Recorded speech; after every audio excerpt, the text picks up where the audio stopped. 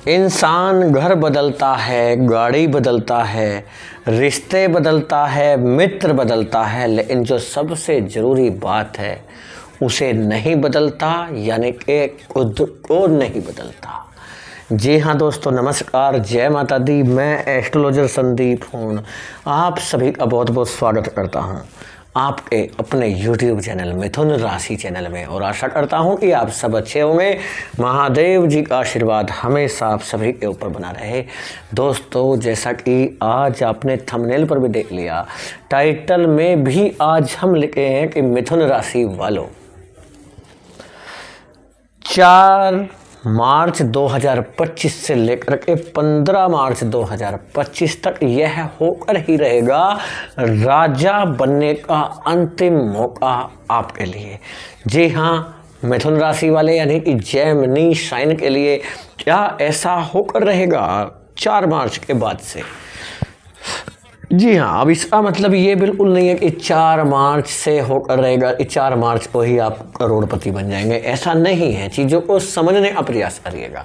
मौका है आपके लिए, बहुत बड़ा मौका है। कैसे है समझेंगे इस वीडियो के माध्यम से। ये जो कुंडली आप देख रहे हैं ये चंद्र राशि पर आधारित है। यदि आपको अपनी चंद्र राशि नहीं पता तो आप इस वीडियो को नाम राशि के आधार पर या लग्न के आधार पर भी देख सकते हैं, लेकिन छोटा सा निवेदन करते हैं कि कमेंट में सच्ची भक्ति भावना के साथ जय सूर्यदेव जरूर लिखिएगा। वीडियो अच्छा लगे, हमारा समझाने का तरीका अच्छा लगे तो कमेंट में जरूर बताना वीडियो कैसा लगा। फैमिली दोस्तों और शेयर भी करिएगा। देखिए अब हो क्या रहा है ये जान लीजिएगा। आपकी राशि है मिथुन राशि, बुध देव की राशि है। बुध देव पहले ही कर्म स्थान में बैठे हैं जो कि आपकी राशि के स्वामी हैं। कर्म स्थान में बुध देव बैठ करके स्वयं अपनी राशि को देख रहे हैं। ये तो पहले से ही हो चुका है, बढ़िया बात है। लेकिन अब उससे भी अच्छा क्या हो रहा है, देखिए भाग्य स्थान में बैठे हैं सूर्यदेव। सूर्यदेव को कहा जाता है ग्रहों के राजा, और यदि ग्रहों के राजा को लेकर के कोई परिवर्तन हो रहा हो उसका असर प्रत्येक ग्रह पर पड़ता है। क्यों?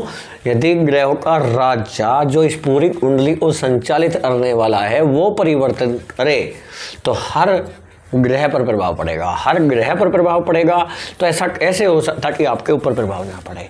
हर राशि के हर जातक पर प्रभाव पड़ेगा। दूसरा, बैठे कहाँ पर हैं? भाग्य स्थान में, और ये जो जन्म कुंडली होती है भाग्य ही होती है, तो ये समझिएगा भाग्य स्थान में सूर्यदेव बैठे हैं तो असर तो पड़ेगा। अब हो क्या रहा है कि 4 मार्च 2025 को यही सूर्यदेव, ध्यान दीजिएगा, ये सूर्यदेव बदल रहे हैं नक्षत्र, और शतभिषा नक्षत्र से निकल रहे हैं। और ये जो शतभिषा नक्षत्र होता है ये किसका नक्षत्र होता है? ये राहु का नक्षत्र होता है। यानी राहु के शतभिषा नक्षत्र से सूर्यदेव इससे निकल जाएंगे और प्रवेश कर जाएंगे पूर्व भाद्रपद नक्षत्र में। ये जो पूर्व भाद्रपद नक्षत्र होता है ये गुरु का नक्षत्र होता है, जुपिटर का नक्षत्र होता है। जुपिटर यानी बृहस्पति का, गुरु का होता है। अब ये देखिएगा राहु के नक्षत्र से निकले हैं, शतभिषा से। राहु और सूर्य आपस में शत्रु हैं। शत्रु के नक्षत्र से सूर्यदेव आज़ाद हो जाएंगे, मुक्त हो जाएंगे। राहु के प्रभाव में रहेंगे तो आप नेगेटिविटी तो आएगा ही। राहु के प्रभाव में नेगेटिविटी ज़्यादा आएगा, बनते बनते काम आपके रुकेंगे। आपको लगेगा कि जीवन में ठहराव सा आ गया, आगे नहीं बढ़ पा रहे राहु के नक्षत्र में रहने से। और जैसे ही ये सूर्यदेव पूर्व भाद्रपद नक्षत्र में प्रवेश करेंगे, गुरु के नक्षत्र में, गुरु होते हैं शुभ ग्रह और वैसे भी सूर्यदेव के मित्र हैं, मित्र के नक्षत्र में जाएंगे तो यहाँ से लाइफ में चेंज आना शुरू होगा। धीरे धीरे आप देखेंगे प्रभाव पड़ता हुआ। क्यों? ये भी समझिएगा, सूर्यदेव पहले से ही किस राशि में बैठे हैं? कुंभ राशि में। कुंभ राशि के स्वामी कौन है? शनि। और ये जो शनि हैं ये सूर्य के पक्के शत्रु हैं। समझ लीजिए, पुत्र तो हैं ही, सूर्य के शत्रु भी हैं। पिता और पुत्र में कभी बनता नहीं था, ये आप भी जानते हैं अच्छे से, नहीं बनता था, शत्रु हैं। लेकिन फिर भी ये बोल सकते हैं कि पुत्र के घर में पिता सुरक्षित महसूस करता है। कमज़ोर तो हैं लेकिन ज़्यादा कमज़ोर नहीं है। कमजोर हैं शत्रु की राशि में होने से, लेकिन जैसे ही मित्र नक्षत्र में जाएंगे तो प्रभाव क्या होगा, ये होगा राशि में कमजोर, नक्षत्र में मजबूत। इसका मतलब यहाँ पर शत्रु वाला प्रभाव, यहाँ पर मित्र वाला, समझ रहे हैं ना, नक्षत्र में मित्र का प्रभाव और राशि में शत्रु का प्रभाव, इसका मतलब बैलेंस हो गया। अब सूर्य आज़ाद हो गए रिजल्ट देने के लिए। सूर्य क्या रिजल्ट देते हैं ये आप जानते ही हैं कि सूर्यदेव मान सम्मान के स्वामी हैं। मान सम्मान आप अब बढ़ेगा, पहला मान सम्मान बढ़ेगा। कैरियर के क्षेत्र में देखा जाए तो मौका है आपके पास, क्या मौका है, आगे बढ़ने का, आगे बढ़ने का। साथ ही साथ एक मौका और है आपके पास, जो बड़े लोग हैं, अच्छे लोग, बड़े बिजनेसमैन, ऐसे लोगों से, बड़े लोगों के साथ आपके जो संबंध हैं वो बड़े अच्छे होंगे, अधिकारियों से, अच्छे अधिकारियों से। साथ ही साथ बड़ी पोस्ट पर उपस्थित लोगों से संबंध अच्छे होंगे, संबंध बनेंगे आपके साथ, तो इसे मुलाकात भी होंगी, रिश्ते मजबूत होंगे। साथ साथ यदि आप जॉब करते हैं, जॉब में तरक्की मिलने की संभावनाएं बन जाएंगी, आपके लिए काम मिलना शुरू होगा, चीज़ें सरल होनी शुरू होंगी, काम जो रुक रहा है, नहीं बढ़ पा रहा, काम बढ़ेगा। साथ साथ सूर्यदेव यहाँ बैठकर अपनी 7वीं दृष्टि से 3rd हाउस को देख रहे हैं, जो आपका हिम्मत, आत्मविश्वास, कॉन्फिडेंस कम हो रहा है। क्या कम हो रहा है, आत्मविश्वास। ये जो आत्मविश्वास है ये बढ़ेगा और इस लेवल तक बढ़ेगा कि आप कठिन से कठिन कार्य को कर लेंगे।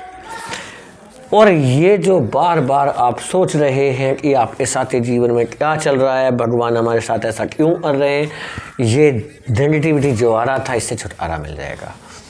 जो आपके अपने हैं खूब परेशान करके आपको रख दिया हर तरीके से, ये समझिएगा आपको पीछा धकेलने का प्रयास किया, नीचा दिखाने का प्रयास किया, इस प्रयास में उन्हें सफलता मिलेगा और आप आगे बढ़ते हुए नजर आएंगे।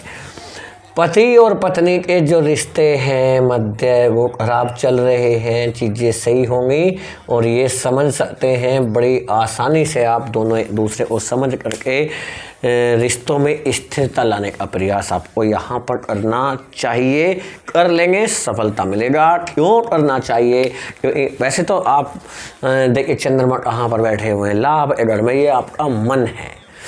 मन, आपका मन में जो चल रहा है कि आपकी लाइफ में कोई आए प्रेम को लेकर, है ना, लव रिलेशन, तो आपका जो लव रिलेशन है यानी इसका मतलब आप जो लव पार्टनर जो ढूंढ रहे हैं और आपको नहीं मिल पा रहा था, लव पार्टनर आपको आसानी से मिल जाएगा, अच्छा लव पार्टनर।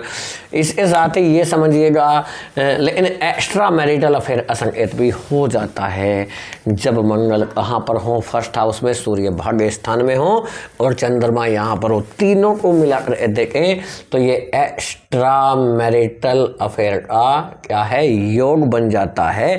ध्यान दीजिएगा, धन रुपया पैसा को लेकर बात करें, देखिए धन के स्वामी चंद्रमा लाभ के घर में है, धन तो आना ही है, सोचना बंद कर दीजिए कि धन क्यों नहीं आ रहा, आएगा, दौड़ा हुआ आएगा, लग जाइए मेहनत पर, एक पॉजिटिव एनर्जी के साथ आगे बढ़ने का प्रयास करिएगा।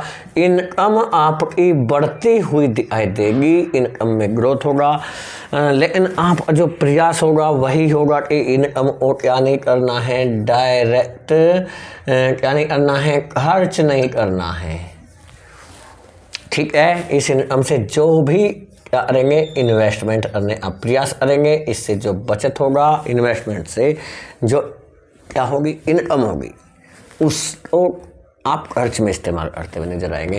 खर्चे में थोड़ा सा कमी करने का प्रयास आप कर सकते हैं, कर्ज आपका कुछ हद तक कम करने का आपका प्रयास रहेगा, क्योंकि कर्जा बढ़ता रहेगा, इनकम बढ़ेगी भी तो वो काय में चली जाएगी, इंटरेस्ट में चली जाएगी, तो ये भी आप समझ सकते हैं। इसके साथ ही प्रॉपर्टी से रिलेटेड काम करना चाह रहे हैं या कर रहे हैं, प्रॉपर्टी सेल नहीं हो रहा है या प्रॉपर्टी नहीं खरीद पा रहे हैं, मौका है आपके पास और मौका भी बड़ा है क्योंकि बुधदेव की, ये तो हमने सबसे पहले ही बताया, बुधदेव कर्म स्थान में बैठे हैं जो आपके स्वयं के लग्नेश हैं। लग्नेश कर्म स्थान में दृष्टि सीधा 4th हाउस में प्रॉपर्टी के घर पर है। प्रॉपर्टी आपको मिलेगा, अच्छा प्रॉपर्टी मिलेगा। और यदि प्रॉपर्टी आपका सेल नहीं हो रहा है तो ये समझ लीजिएगा ये आपके अच्छे के लिए है क्योंकि आपके अच्छे खासे दाम आपको मिल सकते हैं।